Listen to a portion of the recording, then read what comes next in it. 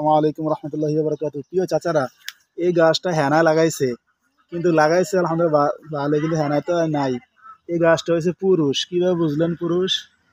এই যে ছোট ছোট ফুলগুলো আসছে, এই যে ছোট ছোট একাধিক ফুল আসছে একটা পাতার গোড়ায়, কিন্তু যদি এটা মহিলা হইতো তাহলে একটা পাতার গোড়ায় একটা ফুল আসতো। তো এই জন্য সিদ্ধান্ত নিয়েছি হেনার সাথে, হেনা অবশ্য বাড়িতে নাই, হেনা এখন একটু দূরে আছে, তো হেনার সাথে ফোন দিয়া মতামত জানলাম। হেনা বলছে না, এটা যদি কাইটালাম তাহলে ভালো হবে, নাহলে চাষা দেখলে আবার খুব কষ্ট হইব। এই জন্য গাছটা কাইটে লাইতেছি, এই গাছটা কাটতেছি, কারণ নিচে আরো দুইটা গাছ আছে, এই জন্য কাটতেছি হেনার অনুমতি নিয়েই।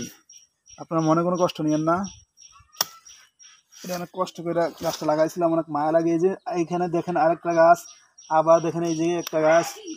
এই জন্য চিন্তা করছি হেনা যেহেতু বাড়িতে নাই, হেনাতে না বলে কীভাবে কাটি, তো হেনাতে অনুমতি নিয়েই কাটতেছি।